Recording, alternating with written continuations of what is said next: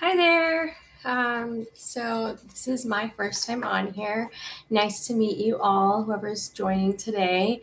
I anticipate it not being too many because this is my first stream on YouTube.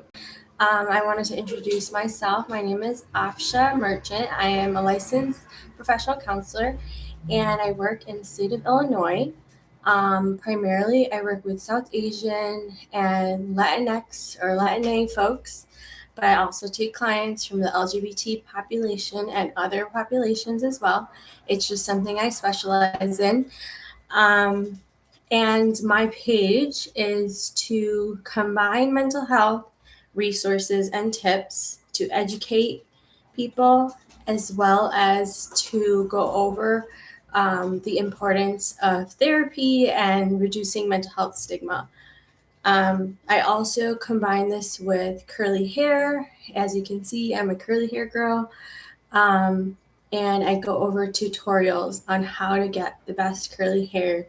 As in South Asian culture and even in Latinx or Latino culture, a lot of people are taught to straighten their hair, um, and it's seen as beautiful, and that is partially true. It is beautiful, but it's also important to see where that comes from due to colonization and due to multiple Eurocentric values. And so I am here to debunk um, those things that require us to forget about, how to do our own natural hair versus not accepting ourselves or trying to be someone else. And so I really wanted to do this video live with you all as well to go over some things. So, for many of us South Asian and Latino communities, mental health is a whisper, not a conversation. We're taught to be strong, to keep family struggles private, to pray it away. But what happens when that strength feels like it's crumbling inside? So, what happens when anxiety, depression, or generational trauma silently weighs us down? We're often left wondering, is therapy even for people like me? Or is it just for others, for those really struggling? And I often hear this from people who show up in my office and virtually or in person. So I want to make sure that it's not that it's for everyone, but is it for you and is it helping you? And that statement often confuses a lot of people. And it's not to say that it's for everyone, but it's also to say if you need it, why don't you reach out for it? Because right now you're not feeling the best. And so I just want to go into a little bit more of what it's like and how we use therapy to help different communities and see if it really is something you want to try.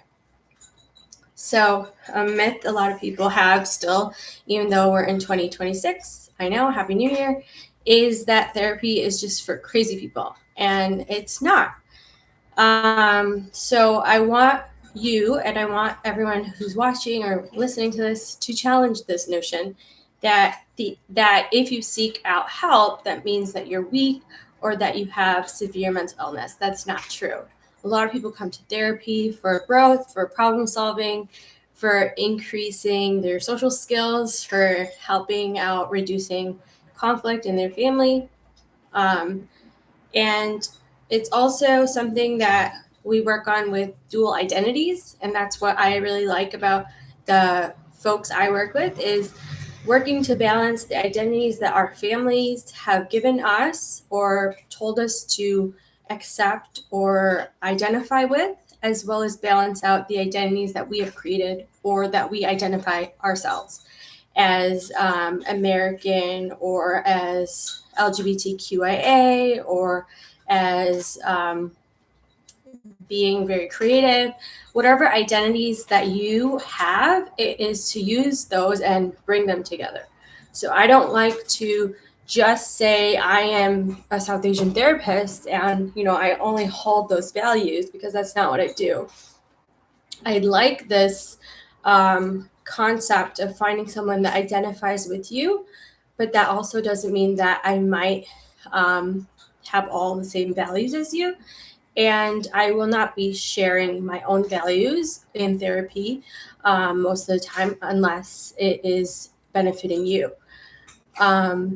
So I often challenge my clients to see something new, to gain insight into what they might be missing out on.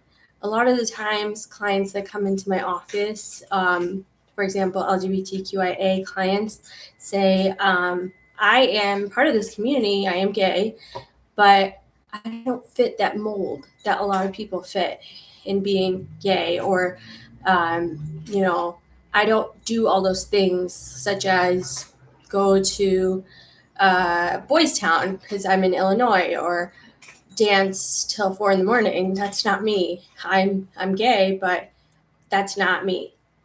I have a different view on life. Or I am Muslim and I am gay. So those are different intersectionalities that a lot of clients come to me with. And sorry, I'm out of breath. I'm a little nervous doing this today, so I'm trying not to freak out.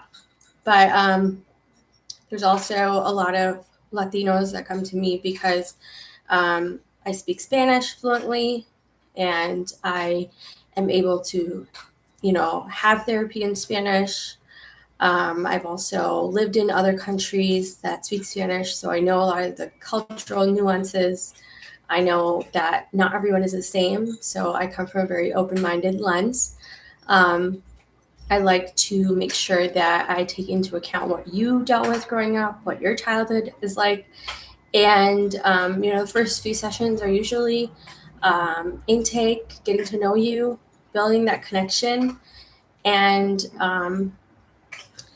it's more than just talk therapy. People think, oh, I'm going to come in here and just vent. No, that's not what it is. It's not what I do. My form of therapy is helping you see something different within life, within yourself, and challenging your own internalized messages that you might have adapted to that might not truly be who you are and what you believe in, and figuring out who you are for yourself. And that takes time, and that takes patience. And I also use this thing called somatic therapy within sessions, in coaching and in therapeutic sessions. So that is using body and holistic forms of movement. And it is really cool because it is known scientifically, if you sit within the pain, which often people don't like to do in our cultures, and you are guided through it with a professional, you are able to relieve that trauma and relieve that pain and get out of it. And it is so miraculous for me to see that in my clients and in my sessions. And it doesn't happen, first couple of sessions. It doesn't happen first couple months. Like I said, it takes time. But it is really useful because a lot of us, South Asians and Latinos, we don't trust people. We don't like to go and tell people our secrets because we've been told to keep them hush hush. We've been told to not share those things, to be strong. If we talk about it, it's weakness, So in Desi culture, it's like, sab theek hai, everything's fine. Kyun ro rahi hai? And Latinx culture, it's, oh, well, podemos rezar, todo va a estar bien, And that's true. Maybe things will get better. But that doesn't mean that right now we don't have to feel that pain. We don't have to go through it. Trauma sticks in your body. There is research out there that says that. It comes up even when we least expect it. When we're talking to people, when we're going on the train, when we might smell something. And you don't have to have trauma to work with me either. But things that we might not realize have stuck with us based on our cultural norms. And it's important for us to see how that impacts our relationships. It might stop you from becoming close to your partner. It might stop you from making new friends. It might stop you from getting along with your coworkers. And if there are these issues in your life, that is what I want you to think about when you're, evaluating if therapy or coaching is right for you. And so that's what I want to go into, is why therapy is useful for some people and not others. And it is useful for some if that is something you see that you have difficulty coping with your daily life and your stressors and your family, your friends, and you want to get through it. And it's hard just doing it on your own.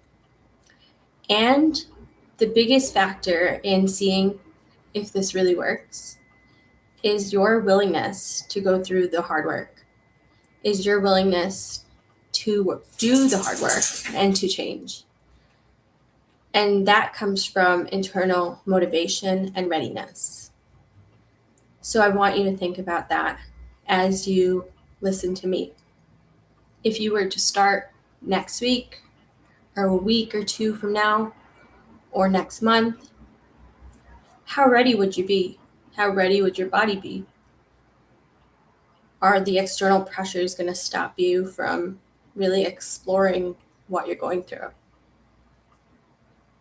Are you willing to open up your eyes a little bit more? And again, this is not a cure-all. When you're in session with me, this is a collaborative process. And I often promote my clients to also bring in stuff that they want to bring up and also do the homework that I might suggest. And if that doesn't work, it's your job to bring that up to me, that it's not working, and I want to try something new. And that's hard. That's hard to vocalize. That's hard to advocate for yourself. But throughout it all, I am usually the one who says, hey, how's it going? Doesn't seem like you're liking it. Or how did that sit with you? Or did it work with you? Did it bring any change to you today or last week? How did you feel about that? So I will be checking in throughout the whole time too. And I think I've gone through a lot right now, but I want to go back to what type of modalities I use in sessions. So I use CBT, I use DBT, and both of those are very similar, but they're not the same. CBT means cognitive behavioral therapy, which is researched and is evidence-based and is useful for anxiety, depression, mostly, and also for a lot of other deep patterns, other problems. I also use DBT for emotional regulation, distress tolerance, and conflict, as well as increasing your assertiveness in relationships and building boundaries. And then last but not least, I said somatic-based therapy, and I also have a background in ABA therapy. So I am really skilled in teaching people how to build on their social skills. But again, I am not perfect. I am always learning. And last but not least, I recently was trained in Gottman's Level 1 for couples training, couples therapy. And so I see couples as well that are struggling to maybe communicate, that have conflict, that may be from different cultural backgrounds, that are arguing or maybe not talking even. So multiple ways of helping people. And where I work, we take Medicaid in Illinois, and we take most private insurances. So that is through MK Counseling. And then I also do coaching on the side. So that is individual packages that are 1 month or 3 months. So that depends on what you're looking for. If you have insurance, if you're in Illinois, then I can see you for the insurance-based prices. And if you're not, then we can talk about coaching. And coaching is different. It is less deep. It is less grounded in that trauma work. It is more skill-based, and there are differences that are even more specific than that. And that is something that we can go into at a later time. I know I've been yapping for a little bit. I want to check the comments if there's anybody that's here has any questions. And I know this is my first live, so I'm going to end it right here. And if you have more questions, feel free to add them in the comment section. I'd love to hear from you, and I will leave my contact information if you'd like to start working with me, or if you'd like to just follow along and learn some of the tips that I give about mental health, about hair care, and about being South Asian or just a child of immigrants, and how do we get through this life together, because it's hard. Thank you for watching.